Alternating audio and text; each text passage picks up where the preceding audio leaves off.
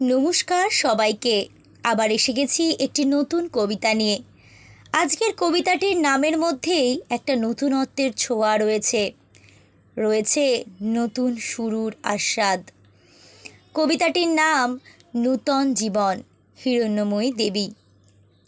দেখো যে একবার অসীম রহস্যময় অনন্ত বিশ্ব, একবার দেখো এই রহস্যময় বিশ্বকে।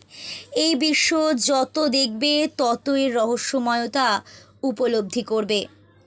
দেখো সেথা কিবা গায়, কোন কথা বলে তোর প্রতি নবদৃশ্য। এখানে দেখবে প্রতিটা দৃশ্যে, প্রতিটা দেখাতে তুমি নতুন কিছু অনুভব করবে, নতুন কিছু বল তুমি শুনতে পাবে।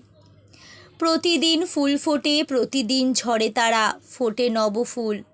এখানে প্রতিদিনই ফুল ফোটে, প্রতিদিন তারারা ঝরে যায়, আবার নতুন ফুলের আশায়।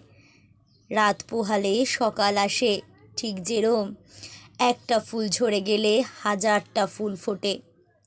রবি অস্তা চলে যায়, নূতন তপন আনে। অর্থাৎ সূর্য অস্ত গেলেই তবেই আগামীকালে নতুন সকাল আসবে। তাই রবিকে অস্তাচলে যেতেই হয় নতুন তপনের আশায়। আলোক অতুল, চারিদিকে আলোয় আলোকিত হয়ে ওঠে তখন। একটি বিহঙ্গ গীত চিরতরে থেমে যায়, শত পাখি গায়। একটি পাখির গান যদিও বা থেমে যায়, তার বদলে আসে শত শত পাখির গান। একটি বসন্ত যায়, আবার দক্ষিণে ছুটে বসন্ত বায়। একটি বসন্ত গেলে কিভাবে যে আরও একটি বসন্ত নিমিষের মধ্যে চলে আসে তা আমরা ধরতেও পারি না। একটি তারকা খসে, আকাশের শত তারা ঢালে জ্যোতি হাসি।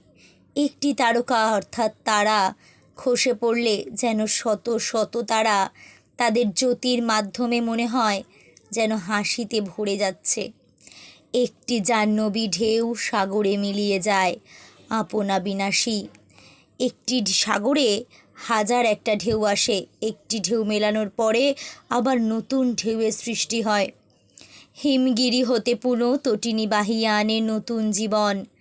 হিমগিরি অর্থাৎ বরফাবৃত পাহাড়ের থেকে যেন তটিনী অর্থাৎ নৌকারূপী জীবন বয়ে নিয়ে এসে নতুন জীবনের উদ্ভব ঘটায়। বিরহের গীতখানি না হইতে অবসান, গাহিরে মিলন।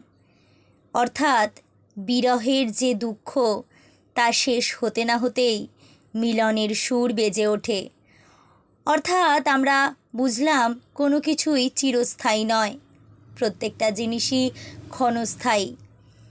তাই কোনো কিছু শেষ হলে কখনো মন খারাপ করবে না, জানবে আগামী দিন তোমার অপেক্ষায়।